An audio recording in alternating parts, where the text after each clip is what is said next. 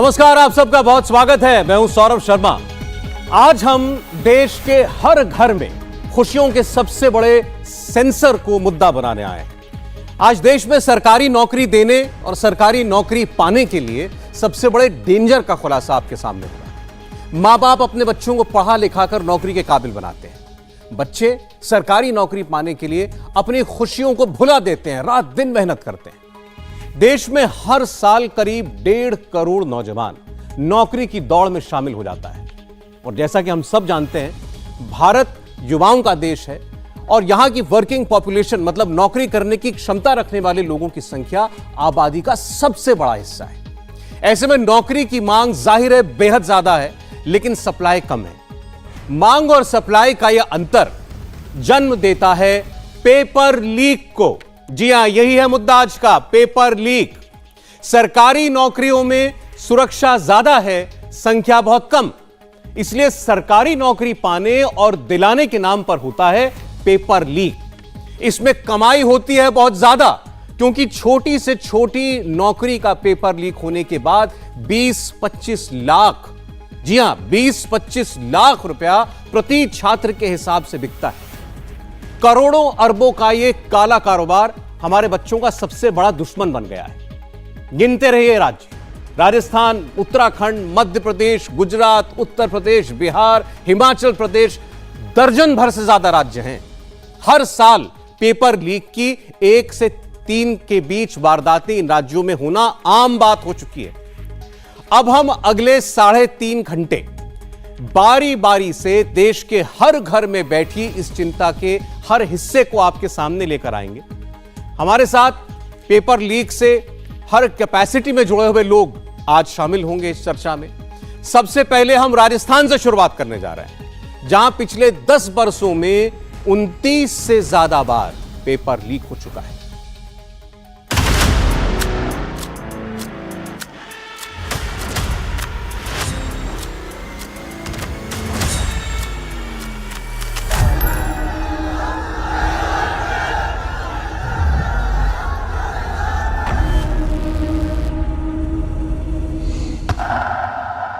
लाख युवा नौकरी के लायक हैं। 8 लाख राज्य सरकार के कर्मचारी हैं। 1 लाख पदों पर भर्ती प्रक्रिया जारी है। 48,691 पद के लिए वैकेंसी निकाली गई है। 2 लाख पद राज्य सरकार में खाली पड़े हैं।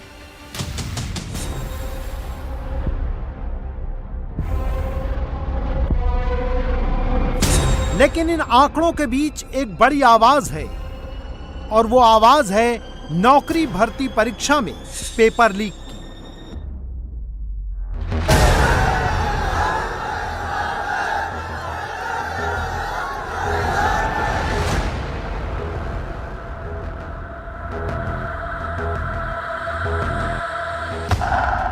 राजस्थान में पिछले 10 साल में 29 से ज्यादा पेपर लीक हुए हैं। मौजूदा गहलोत सरकार में 16 और इसके पीछे वसुंधरा सरकार में 13 पेपर लीक। ये सभी लीक सरकारी नौकरियों में भर्ती से जुड़े हैं। ताजा विवाद रीट यानी Rajasthan eligibility examination for teachers की परीक्षा में पेपर लीक का है। 15,500 पद के लिए 26 लाख आवेदन आए। 16 लाख छात्र परीक्षा में बैठे, लेकिन पेपर लीक हो गया। इसे सरकार की नाकामी माना गया। विपक्ष ने पेपर लीक की सीबीआई से जांच कराने की मांग की, लेकिन प्रदेश के गृह राज्य मंत्री कहते हैं कि राज्य की पुलिस ही सक्षम है। ऐसा है, राजस्थान में सारे पेपर लीक हुए। पेपर लीक के कारण सरकार ने 10 पेपर रद्द किए। रीट के पेपर मैंने प्रमाण दिए। रीट के पेपर का डीपी जारौली को बर्खास्त किया, आपको पता है, बर्खास्त किया। एसओजी ने उसकी पूछताछ तक नहीं की, तो सरकार ने बर्खास्त क्यों किया? उसको क्लीन चिट दे दी। निर्दोष लोगों को एसओजी ने फंसाया, दोषियों को छोड़ा जिसके प्रमाण दिए मैंने। मोहन पोसवाल का नाम लिया, सीएमओ के अधिकारियों के नाम लिए, आरपीएससी के स्टाफ का नाम लिया और मैंने एमएलए का नाम अलग से बता दिए। 3 मंत्रियों के नामों के तो मैंने प्रेस में खुलासा कर दिया और आज हाउस में बैठ के सरकार ये कहे कि हम सीबीआई जांच नहीं कराएंगे, सरकार को सीबीआई जांच करने के लिए मजबूर करेंगे। हम अगर इसको उधर देते हैं, आज कल करोड़ी जी ने भी इस बात को एक्सेप्ट किया था कि तो हमारी जो भर्तियां हैं, जो आगे हम एग्जाम्स लेंगे, उन पे असर आएगा।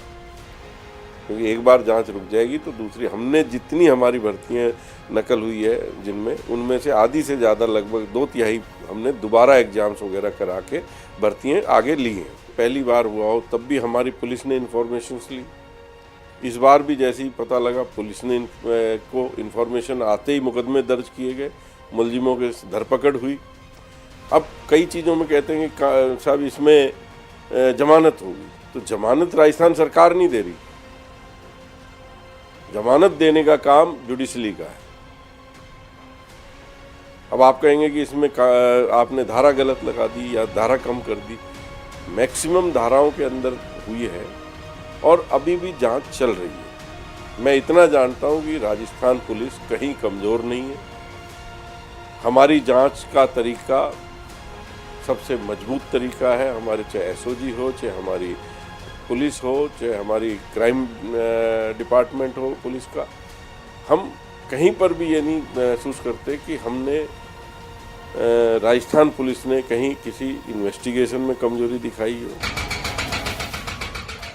सरकार ने पेपर लीक के मुख्य आरोपी पर बुलडोजर एक्शन किया। आरोपी के कोचिंग सेंटर और घर दोनों पर बुलडोजर चलाया गया। लेकिन अब मांग ये हो रही है कि राजस्थान की नौकरी में बाहर से आने वाले गोरख धंधे को बढ़ावा देते हैं, लिहाजा राजस्थान की नौकरियां केवल राजस्थानियों के लिए हों।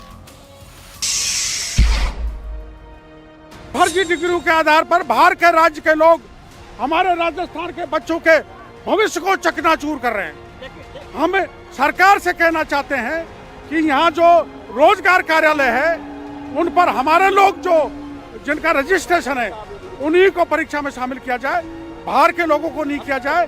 जैसे हरियाणा सरकार बिल लाई है वहाँ के स्थानीय लोगों को आरक्षण देने के लिए, वैसे हमारे राजस्थान के लोगों को 90% आरक्षण देने का बिल इसी विधानसभा के सत्र में सरकार लाए। हम रुकने वाले नहीं है।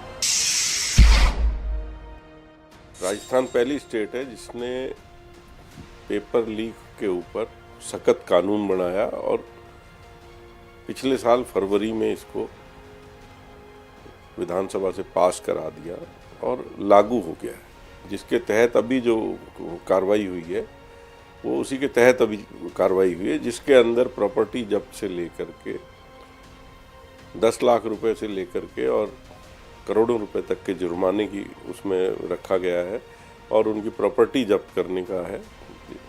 और आगे वो कभी भी किसी काम में ऐसे में जा नहीं सकता मुलजिम। सजा का रेट आप डाटा निकाल लीजिए। हमारी स्टेट का जो मुलजिम पकड़ने के बाद सजा का जो रेशो है वो ऑल इन एवरेज, जो पूरे हिंदुस्तान के जो देश की जो एवरेज है उससे हम कहीं आगे हैं। इसके साथ साथ जांच का जो बात करते हैं, जो जांच हमारी आज से 4 साल पहले, 3 साल पहले 100, 120 दिन, 125 दिन थी, वो हमारी घट के 72 दिन के एवरेज आ गया कि 72 दिन के अंदर हम जांच करके चार्जशीट पेश कर रहे हैं। पेपर लीक की समस्या सिर्फ एग्जाम तक सीमित नहीं है, ये परीक्षा में बैठने वाले छात्रों, उनके खर्च और परिवार तक पहुंचती है। ऐसे में जब एक परीक्षा पेपर लीक की वजह से रद्द होती है तो पूरे समाज में निराशा का माहौल बनता है, क्योंकि घर से बाहर जाकर रहने, पढ़ने, खाने पीने, कोचिंग में खर्च हुआ लाखों रुपया बेकार हो जाता है। बहुत सारी लड़कियां तो ऐसी जो सुसाइड करने का उनका मन कर जाता है, क्योंकि सर तैयारी करते हैं 4-4 साल में एग्ज़ाम पूरी होती है। अब आप मान लीजिए कोचिंगों की फ़ीस जो होती है सर, कोचिंगों की फ़ीस होती है सर 10,000, 15,000, 20,000, 30,000 या IAS RS की फ़ीस होती है 75,000 या लाख तक की। ये तो बहुत छोटा खर्चा है सर फीस का। तो बड़ा खर्चा है सर शहर में मकान मालिक का। बड़ा खर्चा है सर खाने का, बड़ा खर्चा है सर रहने का।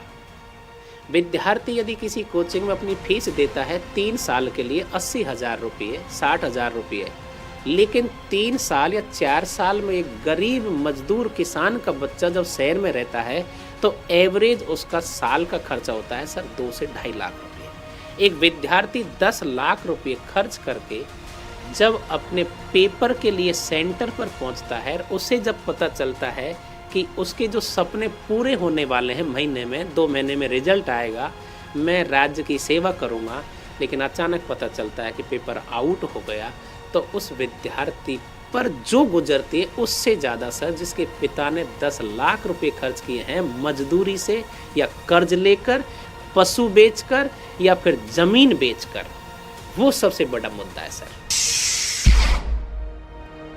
युवाओं का मनोबल नहीं गिर रहा इससे। युवाओं को भी अगर ये बात युवाओं की समझ में आ जाए कि हमें सीधे रास्ते से ही नौकरी लेनी है, कुछ ना कुछ असामाजिक तत्व रहते हैं जो शॉर्टकट रास्ता अपनाते हैं और वो आदि अनादि काल से है, आज से नहीं है। जब भी जिसको मौका मिला है तब से वो कुछ ना कुछ ऐसा रहता है। जैसे राजस्थान में क्या हुआ, पहले रीट का पेपर आउट हो गया, जिन व्यक्तियों पर उंगली उठ रही थी उन्हीं व्यक्ति बार बार सेकंड ग्रेड का पेपर आउट कर रहे हैं, वही पटवारी का आउट कर रहे हैं। इसका मतलब जहां जड़ है, छोटे लोग जहां पेपर पहुंचा, पेपर किसी ने आउट लिया, पेपर कहां से लीक किया है, ए ने, पकड़ में कौन आ रहा है, डी, इसका मतलब ए और बी सुरक्षित है और वो इस अंजाम को आगे से आगे कर रहे हैं। तो जब डी तो पकड़ में आ गया जिसने पेपर सप्लाई किया है, लेकिन ए जिसने पेपर कहाँ से निकाला है, पीएससीओ से निकाला है या जहाँ प्रिंटिंग प्रेस होती है वहाँ से निकाला है, उस व्यक्ति तक पहुँचना जरूरी है सर। और उसके बाद में कानून ऐसा बने कि किसी की हिम्मत का सोचने का दायरा ही नहीं हो कि पेपर आउट करें, क्योंकि भारत का हर विद्यार्थी आज मुसीबत में है।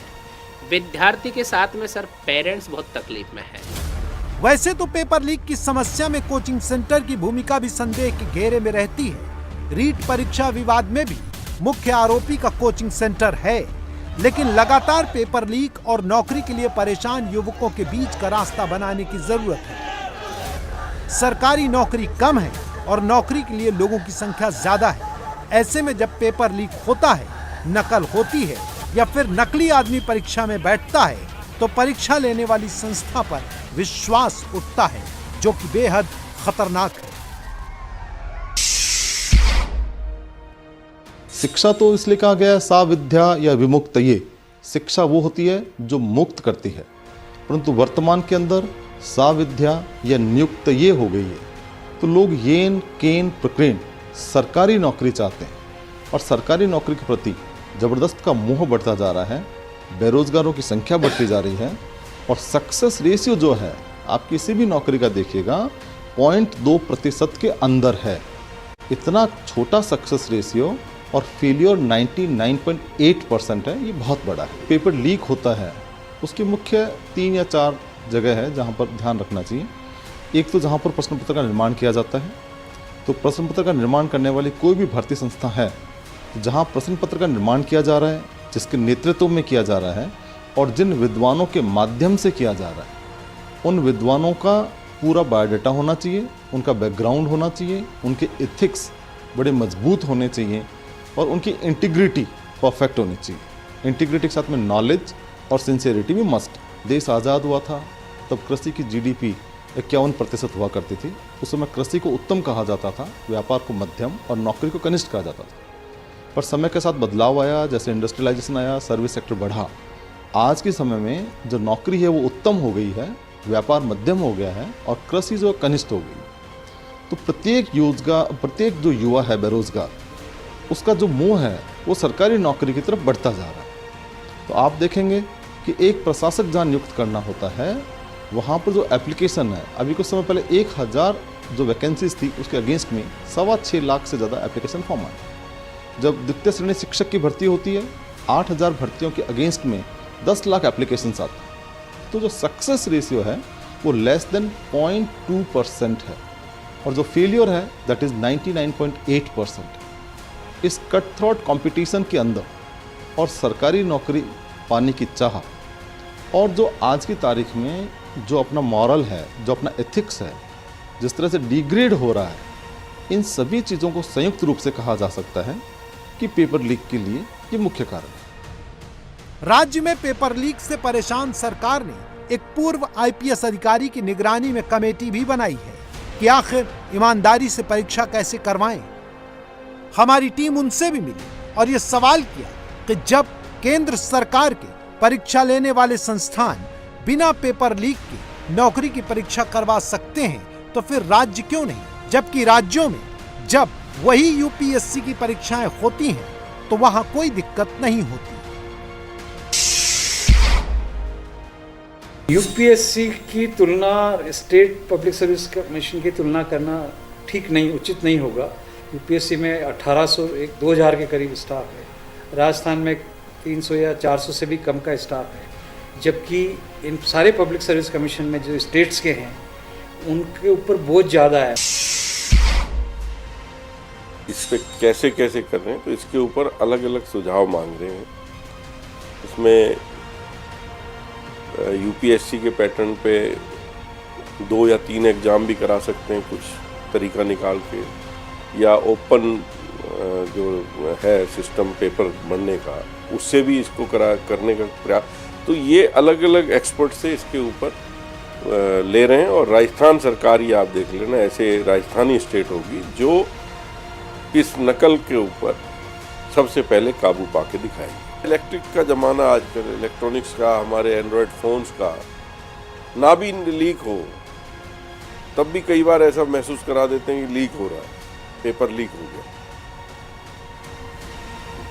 इसके ऊपर बहुत सी चीज़ें जिसके ऊपर हमने एक्सपर्ट से राय लेके सख्त कानून और बनाने हैं, और जो प्रक्रिया है इसकी उसको भी मॉनिटरिंग के सिस्टम को हमें बहुत अच्छे से आगे लेके आना है, ताकि हम नकल को भी रोक पाएंगे। उनके पैटर्न 2 या 3 बार का है। हमारे पास हर तरह की नौकरी है जिनके अंदर वो पैटर्न लागू नहीं कर पाते।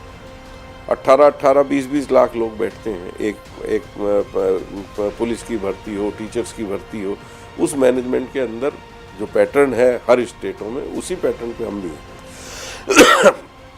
आने वाले टाइम में इनमें और सुधार की आवश्यकता है। जैसे जैसे आज संसाधन बढ़ रहे हैं, जैसे जैसे क्रिमिनल्स के पास भी जो गैजेट्स अलग अलग आ रहे हैं, तो इसमें सुधार की आवश्यकता, और उसके ऊपर राज्य सरकार कटिबद्ध है।